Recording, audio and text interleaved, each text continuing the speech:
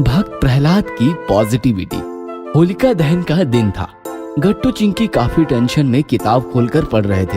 ये चैप्टर 3 बार पढ़कर भी समझ में नहीं आ रहा। मैं भी बस पन्ने पलट रहा हूँ, समझ तो कुछ नहीं आ रहा। तभी मम्मी आई और बच्चों से कहने लगी, बच्चों, आज त्योहार है, बहुत सारा खाना बनाना है, जरा किचन में आकर मेरी मदद करो। ये सुनकर गट्टू चिंकी नाराज हो गए। क्या मम्मी, दिख नहीं रहा हम पढ़ाई कर रहे हैं। परसों एग्जाम है, हमें टेंशन है, पढ़ने दो ना। ये सुनकर बेचारी मम्मी निकल गई और गट्टू चिंकी फिर से पन्ने पलटते रहे।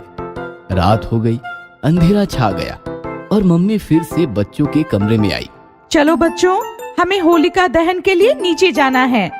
ये सुनकर गट्टू गुस्सा हो गया। आप जाओ, हमें नहीं आना, हमें चैप्टर क्लियर करने हैं। ये सुनकर मम्मी भी गुस्सा हो गई। क्या नखरे हैं तुम दोनों के? त्योहार का दिन है, खुशी का माहौल है और तुम मुंह फुलाकर बैठे हो। मेरा माथा न ठनकाओ, चुपचाप नीचे आओ। यह सुनकर गट्टू चिंकी रोने लगे। तभी दादी का आगमन हुआ। क्या हुआ बहू, क्यों डांट रही हो बच्चों को? देखिए न मम्मी जी, पूरे लॉकडाउन में एक बार भी किताब नहीं खोली, मस्ती करते रहे। अब एग्जाम क्या सिर पर आई, नखरे करने लगे, नीचे आने से मना कर रहे हैं। दादी बच्चों के पास गई तो बच्चे दादी से बिलक कर रोने लगे। दादी, हम क्या करें, हमें एक भी चैप्टर समझ नहीं आ रहा। हम मानते हैं हमने पूरे साल बस मस्ती की, लेकिन अब एग्जाम पीरियड है, अब पढ़ाई नहीं करेंगे तो फेल हो जाएंगे। ये बात सुनकर दादी मुस्कुराई।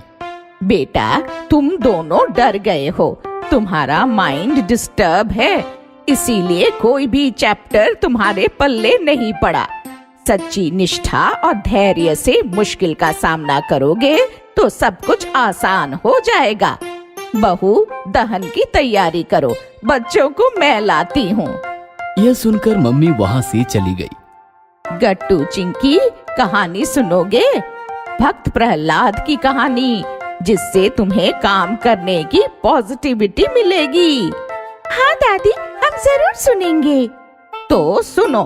बहुत बहुत साल पहले एक राक्षस हुआ करता था। हिरण्यकशिपु नाम था उसका। उसका एक बेटा था, बड़ा तेजस्वी और सुंदर सुशील। राक्षसों के घर जन्मा था, फिर भी राक्षसों जैसा नहीं था। समझ गया, यही है ना भक्त प्रहलाद? हाँ हाँ, यही है हमारा हीरो भक्त प्रहलाद, और कहानी का विलन है प्रहलाद का पिता हिरण्यकशिपु। प्रहलाद ईश्वर की सच्चे मन से भक्ति करता था और सुबह शाम दिन रात बस ईश्वर का ही नाम लेता था। यह देखकर राक्षस राज हिरण्यकशिपु गुस्सा हो गया, क्योंकि राक्षसों को ईश्वर नाम की एलर्जी थी। उसने प्रहलाद को काफी समझाया, मारा पीटा, फिर भी प्रहलाद नहीं डरा, ईश्वर का नाम लेता रहा। फिर क्या, हिरण्यकशिपु को और गुस्सा आ गया। उसने अपनी राक्षसी बहन होलिका को बुलाया। होलिका को वरदान प्राप्त था, उसे आग भी नहीं जला सकती थी। हिरण्यकशिपु ने होलिका से कहा, प्रहलाद को गोद में बिठाकर जलती चिता पर बैठो, आग में जलेगा तभी उसकी अकल ठिकाने आएगा। फिर क्या, होलिका प्रहलाद को गोद में लेकर लकड़ियों में बैठ गई। लकड़ियों को आग लगाई गई और देखते देखते चिता भड़क गई, लेकिन भक्त प्रहलाद फिर भी नहीं डरा।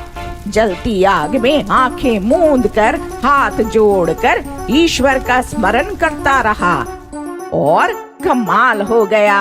उसकी भक्ति से ईश्वर प्रसन्न हुए और आग का उस पर कोई असर नहीं हुआ। लेकिन राक्षसी होलिका वो जोर जोर से चीखने चिल्लाने लगी और देखते देखते आग में भस्म हो गई। देखो बच्चों, भक्त प्रहलाद जैसे छोटे बच्चे ने सच्ची निष्ठा और धैर्य से ईश्वर की आराधना की और ईश्वर को भी उसकी मदद करने आना पड़ा। इस कहानी से तुम्हें क्या सीख मिली? संकट कितना भी बड़ा क्यों न हो, बिना डरे धैर्य से उसका मुकाबला किया जाए और निष्ठा के साथ अपना काम किया जाए तो संकट छूमंतर हो जाता है।